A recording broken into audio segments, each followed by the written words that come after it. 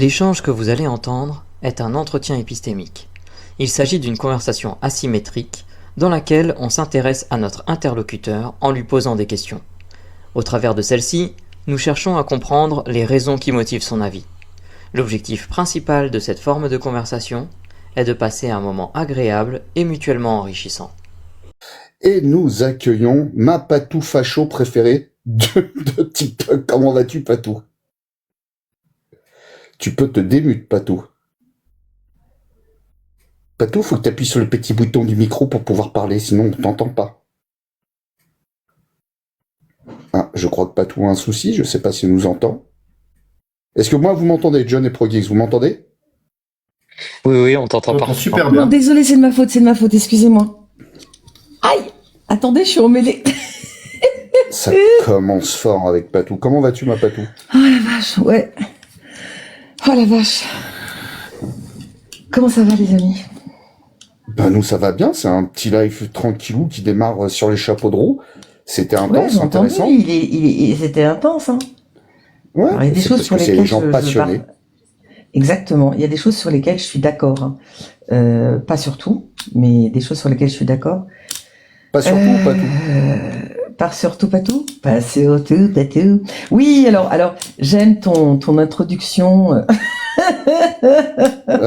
Ma patou fachou préférée. Ma fachou. Fachou, Bon, ouais, ma fachou. Ouais. Tu sais quoi? Je crois que tu vas parler avec John. T'as de la chance. Bah, alors, c'est avec un grand plaisir avec John. Et bonjour, Patou. Bonjour. Ça fait un moment. On se retrouve dans 15 minutes. Ça fait un Des moment. bisous.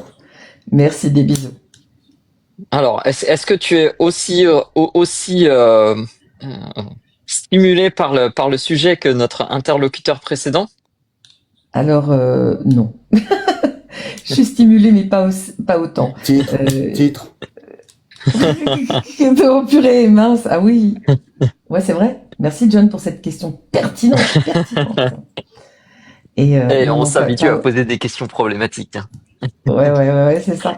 Non. Et alors, est-ce que il devait être libéré? Alors, s'il est, je veux dire honnêtement, hein, il y a tellement d'injustice et dans les deux sens. Hein, c'est-à-dire, il y a des gens qui ne sont pas assez condamnés. Il y a des gens qui passent pas assez de temps derrière les barreaux pour ce qu'ils ont fait.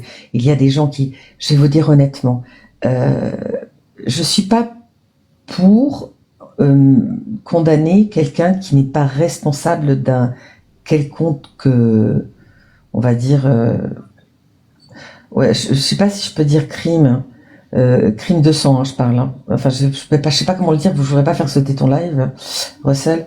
À partir du moment qu'il n'y a pas de réel, même s'il y a quand même derrière un relent tout de même de bizarrerie dans sa façon d'avoir traité le pays. Et je dis bien d'avoir traité, parce que j'avoue que moi, Sarko, en fait, qu'il soit dehors, vu l'âge qu'il a, franchement, oui, bon, ben voilà. C'est pas Michel Fourniret non plus, quoi. Faut arrêter de délirer. Par contre, bon, il y a des choses, on est bien d'accord, c'est pas très clair, c'est pas très... Mais ça me dérange pas qu'il soit dehors. Ça me dérange pas du tout. Je pense qu'il coûte moins d'argent à l'extérieur qu'à l'intérieur. Ça, c'est ok. Est-ce que je comprends bien si j'ai l'impression d'avoir compris quelque chose dans ce que tu as dit, mais je suis pas certain. Donc je vais essayer de le reformuler avec mes propres mots, puis tu me diras si c'est pas du tout ce que tu penses. J'ai un peu l'impression d'avoir compris que pour toi, en fait, il y a des choses vraiment pas nettes dans ce qu'il a fait, mais que ça ne ressemble pas suffisamment à quelque chose qui serait voilà, une sorte de crime dramatique, grave, etc., qui mériterait qu'il ait reçu une telle condamnation d'emprisonnement, etc., et que donc du coup tu te dis bon, ok, c'est probablement pas clair ce qu'il a fait, mais c'est pas dramatique s'il est pas enfermé, c'est ça? Complètement, c'est pas un danger en fait, on est bien d'accord pour dire qu'il n'est pas un danger direct pour la population française. Donc moi, ce que je ne comprends pas, c'est comment on peut libérer quelqu'un qui a V, qui a T, qui qui a été un terreau 1 et Ok. qui est dehors. Tu vois, il y a des gens dehors qui sont bien plus problématiques et qui sont un danger pour les gens qui croisent ces personnes, un réel danger, et ils sont à l'extérieur. Et là, Ok. ça me dérange. Ok. Donc, est-ce que je comprends bien si, en fait, j'en déduis que toi, ce qui fait que j'ai l'impression que dans ton raisonnement, ce qui fait que tu te dis, ok, cette personne, c'est problématique si elle n'est pas enfermée, ou cette personne, c'est pas problématique si elle est libérée, c'est le danger à l'instant T ou le danger futur qu'elle peut représenter pour les membres de la société, c'est ça? Oui, Ok. parce que Et donc du il a coup, si j'ai été, bien compris, oui, tu te dis voilà, si d'un côté on a des gens qui ont des passés de criminels graves et qui peuvent récidiver, on les libère quand même. Dans ce cas-là, c'est pas si grave que ça que lui soit libéré, c'est ça? Parce qu'il représente pas ce même genre de exactement, danger. exactement. On est bien Ok. d'accord. Ça ne veut pas dire qu'il ne doit pas payer pour les Mhm. choses pour lesquelles il est accusé. Il me semble qu'il a quand même des trous dans la raquette, voilà, en ce qui le concerne. Ok. Donc bon, Ok. Donc en fait, si je comprends bien, c'est le format de la peine qui, pour toi, représente pas une nécessité absolue sous ce format-là. En revanche, il devrait quand même recevoir une peine, c'est ça? oui. Alors déjà d'éligibilité, ça je partage ça. Euh, Ça, bon, je pense qu'il l'a déjà. Enfin, ça, par contre, j'avoue que j'ai pas regardé pour aujourd'hui. Je ne sais même pas en fait sur quoi il n'a plus de possibilités au niveau de la politique. Je crois qu'il veut même pas y revenir. Donc déjà, on est rassuré parce qu'il a quand même foutu sacrément le bordel dans le pays. En fait, c'est ça que moi je lui reproche, mais ça ne mérite pas la prison pour autant. C'est-à-dire que en fait, certes, on n'est pas dans un pays sécure et pourtant il a été ministre de l'Intérieur, il a été ensuite président et en tant que président, il a fait quand même beaucoup de mal. Par exemple, Mm. la police qu'il a complètement arrêté. Il a enlevé beaucoup de possibilités d'être un peu plus en sécurité. Moi, je suis issue d'une époque où il y avait, par exemple, pas très loin de chez moi, quand j'étais petite, hein, enfin j'étais jeune, on va dire jusqu'à 18 ans, j'étais dans un quartier où il y avait en fait un poste de police, de proximité. Mhm. Et alors maintenant c'est la police municipale. Avant c'était complètement différent. Et ce poste de police, honnêtement, hein, il était dans la cité parce que j'habitais dans une cité et il connaissait tous les trous fignons, les trous du cul qui étaient dans le coin qui faisaient le bordel. Mais il connaissait aussi les grands frères Mhm. qui pouvaient les maîtriser. Et c'est comme ça qu'il n'y avait pas trop de bordel. Quand il y en avait Ok. un voilà. Donc, et il a fait du mal à ce niveau-là, mais pas que. Mm. Mm. Le monde Ok. médical aussi. Ok. Est-ce que du coup, je comprends bien si je dis que en fait, pour toi, l'emprisonnement, l'enfermement, c'est avant tout quelque chose sert à isoler des individus qui représentent un danger immédiat pour la société, plus qu'autre chose? Oui, en fait, oui, moi je ne suis pas choquée, par exemple, quand moi, je suis pas choquée non plus quand un braqueur ou quelqu'un qui met la vie d'autrui en danger est sous les verrous, hein. Mhm. Et pourtant, il est pas faux, il a été potentiellement un danger, tu vois, mais ça veut pas dire qu'il le sera demain. On peut aussi on peut aussi euh, payer sa dette à la société et changer. Maintenant, je trouve que là, on va, euh, ça a été trop loin en ce qui le concerne. Mais pas que lui, hein. Par exemple, on n'a jamais mis Giscard sous les verrous, et pourtant, Giscard, il y a de quoi dire. Il y a vraiment de quoi Ok. dire quand il était ami avec Ok. Bokassa. Je veux dire, au niveau Sarkozy, je pense que c'est pas le meilleur, mais c'est pas le pire non plus. Et il s'avère Ok. que je pense que on pourrait, la liste est longue, même en ce qui concerne François Mitterrand. Et pourtant, c'était un homme de gauche. D'ailleurs, je me souviens en 88, à la deuxième élection de François Mitterrand, on rêvait tous d'avoir en fait une France qui était, moi avec mes copines, qui était en fait multiculturelle, mais surtout que les gens s'entendent. Je me souviens Ok. très bien, j'ai voté Mitterrand. Mais tu vois, Sarko, alors déjà, je ne votais plus pour Sarko. J'ai arrêté de voter après Mitterrand, parce que quand j'ai vu le bordel que c'était, surtout tout ce qui avait été, par exemple, un président qui est au pouvoir, qui a quand même fait, qui doit être un exemple pour la France, qui lui aussi a fait des conneries. Voilà, beaucoup. Par exemple, faire un enfant, ne pas le reconnaître dans le dos de sa femme, qui elle ne disait rien. Tu vois, je trouve ça aberrant. On l'a pas mis en taule pour autant. Bah oui, voilà. Tu vois, c'est pas, pour moi, c'est pas, je m'exprime peut-être Ok. mal. Est-ce que, en fait, moi, ça m'amène là, ce qui est intéressant, c'est que j'ai l'impression que tu balayes un certain nombre de cas de figures différents Oui. pour lesquels tu dis, bah, en fait, voilà, finalement, quand on regarde, il y en a aucun qui est complètement blanc, et donc, du coup, en fait, on pourrait tous trouver quelque chose à leur reprocher, et peut-être même, je pourrais penser que certains mériteraient autant de se retrouver enfermés, si j'ai bien compris. Mais on l'a pas fait. Donc c'est peut-être pas si grave si on le fait pas cette fois-là non plus. C'est ça? Alors, non, je dirais pas que c'est pas si grave. Je dirais que ça fait partie, malheureusement, honnêtement, ça fait partie de toute façon, à partir du moment où on a des dirigeants, il y a de toute façon de l'argent qui passe sous la table. En fait, je compare ça à une entreprise ou un commerce. Ok. Je ne connais pas un commerçant, et pour en avoir côtoyé et même en avoir épousé un ancien, c'était pas un commerçant, c'était un artisan, et fils d'artisan, je n'en connais pas un seul qui fait pas passer de l'argent sous le tapis. Franchement, j'en connais pas un. Tous. Et du coup, Et pourtant, ils sont pas en prison. Ouais. Ok. Et du coup, pour toi, je suis pas sûr de bien comprendre du coup. À partir de quels critères, enfin, comment on devrait décider selon toi ce qui relève d'une peine de prison? Je prends un pas de recul volontairement, peut-être en s'éloignant un petit peu du sujet, mais je trouve ça intéressant vu l'angle que tu as pris pour aborder le sujet. C'est quoi qui devrait déterminer qu'on puisse se retrouver sous le coup d'une peine de prison?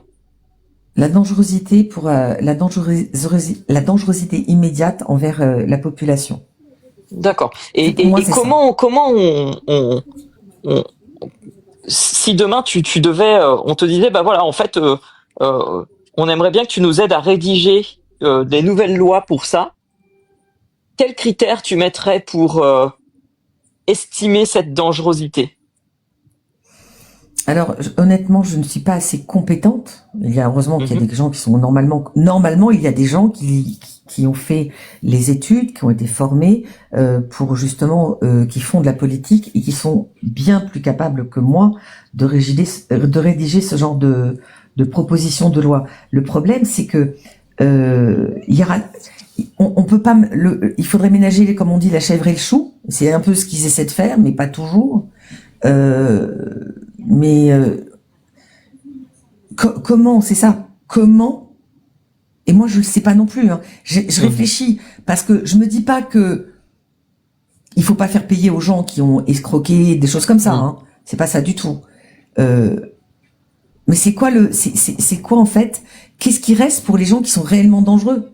On a déjà, je suis désolée, il y a déjà des gens qui ne sont pas en prison parce que ils ont des petites peines, ils ne les font pas. Et pourtant, ce sont des dangers immédiats pour les autres. Mais vraiment, parce que la loi Taubira a fait que, c'est comme ça, et que il y a forcément, en fait, il y a forcément quelque chose à faire, mais ce qui doit être fait, je ne sais pas. Revoir les lois, revoir les comment, le champ des possibles par rapport, en fait, aux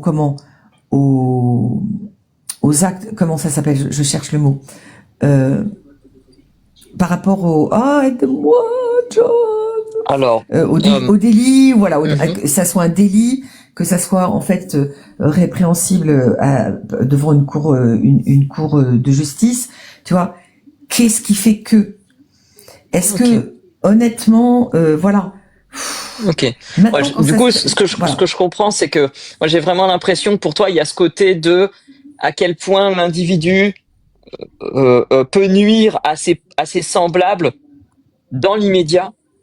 Et j'ai l'impression que ça, pour toi, c'est un peu une sorte de critère un peu déterminant qui te permet de te dire, OK, je pense qu'on devrait réserver la prison à ce genre de cas de figure et dans les autres cas, trouver d'autres moyens de sanctionner. Exactement. D'accord, Exactement ok, ça. c'est ça. C'est Ok, exactement ok. ça. Ok. Et que ça soit, attention, hein, que ça soit le mec qui a pas déclaré et qui a pas payé ses impôts, parce qu'il y en a aussi, des petits commerçants qui se prennent, le type aussi qui a roulé trop vite et que ça fait la 5e fois. Alors c'est vrai que ça peut. Alors bon, et encore, je dis ça pas sous l'effet de produits illicites. Hein. Je parle de gens qui se prennent des PV et qui ont leur relève pas leur permis. Enfin, tu vois, il y a des choses qui sont plus équilibrées. Il y a un déséquilibre, je trouve, dans tout ce qui est peine. Ouais. Je pense comprendre. C'est que du coup, tu as l'impression qu'en fait, aujourd'hui, on va enfermer des gens qui, selon toi, représentent pas de menace immédiate. Et puis de l'autre côté, certaines personnes qui, en fait, pourraient représenter des menaces immédiates, ils sont pas enfermés parce que la loi est conçue de telle manière que ça se fait comme ça. Et exactement. Du coup, est-ce que ce sera probablement ma dernière question. Est-ce que tu sais alors, désolé, je vais te faire 2 questions rapidement parce qu'on arrive à la fin.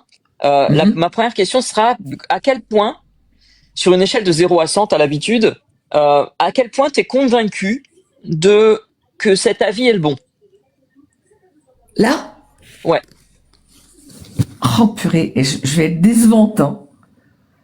Non, moi j'ai pas d'attente particulière. À quel point en pourcentage, ouais, je te dirais. 100 serait, je suis certaine que cette façon de penser. Sans langue de bois, c'est 30%. Parce que c'est mon avis, mais ça reste par rapport à mon vécu.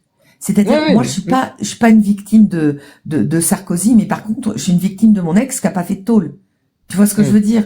Donc, et je me dis que lui, par contre, il méritait plus 1 mois de tôle que Sarko, parce que je me suis retrouvée avec des points de suture. Tu vois ce que je veux dire? Et c'est pour ça que je ne dis pas que je détiens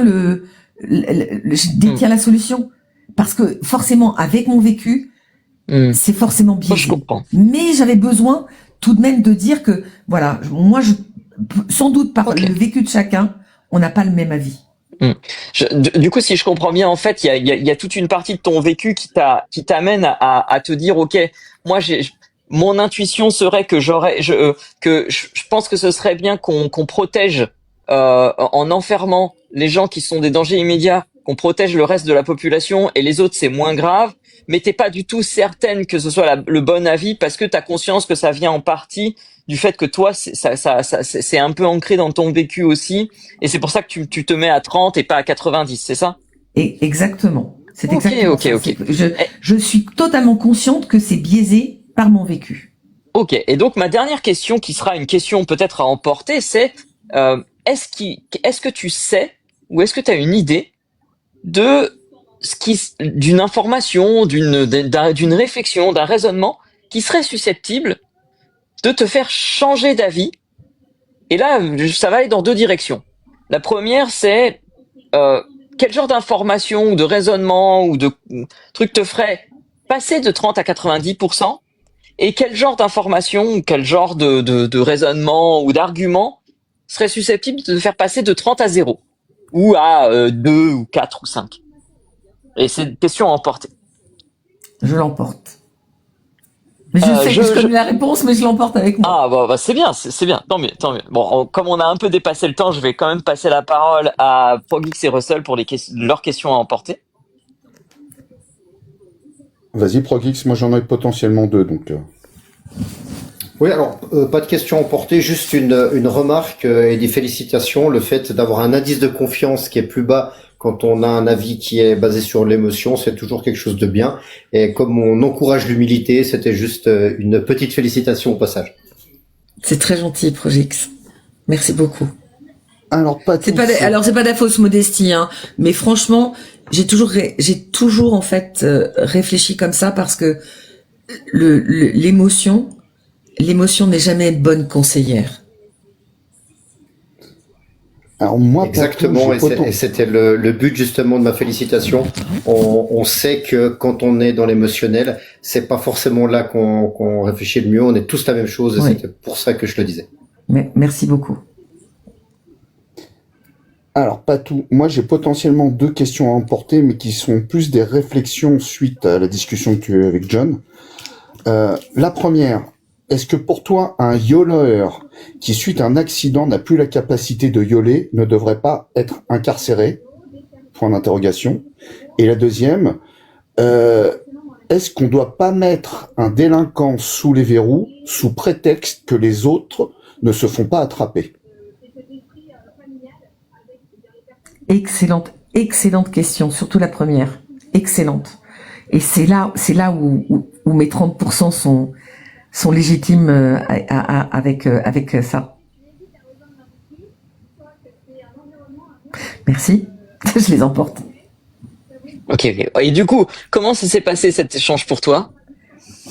Eh bien, j'ai trouvé ça hyper bien. Franchement, merci John, parce que tu as posé et tu as mis en exergue exactement l'idée que j'avais, de me faire réfléchir justement, et que je me rends compte que je ne suis qu'à 30 et que j'ai la conscience d'être à 30, vraiment, et de me dire que bah ouais, c'est pas parce que on a un avis que voilà, c'est forcément le bon. C'est comme ça. Mais ça, voilà. Est-ce que je vais réfléchir? Je pense que je reste à mon petit niveau, dans mes petites baskets à regarder, et puis voilà, quoi. Mais c'était très intéressant et c'était très cool. J'ai trouvé ça très instructif pour ma part. Ouais, bah, merci pour cet échange. Moi, je trouvais ça intéressant aussi de découvrir cet angle de réflexion et d'appréhension. Et comme l'a dit Progis, moi, c'est pas tellement le fait que c'est pas tellement le fait que ça se base sur ton émotion ou sur ton vécu que je trouve bien. C'est plus le fait d'avoir l'honnêteté de dire je suis pas du tout certaine. Ça, je trouve ça vraiment bien parce que finalement, en vrai, c'est pas quelque chose qu'on valorise beaucoup, et je trouve que ça c'est très intéressant de l'assumer. Donc merci pour ça. Merci, mais c'est très gentil. Merci en tout cas à vous tous de cet échange, et honnêtement, c'est toujours un bonheur de passer chez toi, Russell. Ah bah, ça me fait plaisir de t'accueillir. Juste, oui, merci à toi aussi. Voilà, juste pour lui dire avant qu'elle parte,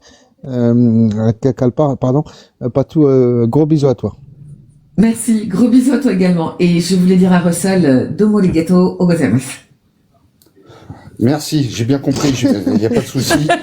Voilà. Je pourrais On même connaît pas la te phrase. répondre. Je saurais. Alors moi, je vais te dire, Watashi wa anata wa ishitematsu. Tu D'accord, demanderas à John, il te traduira. d'accord.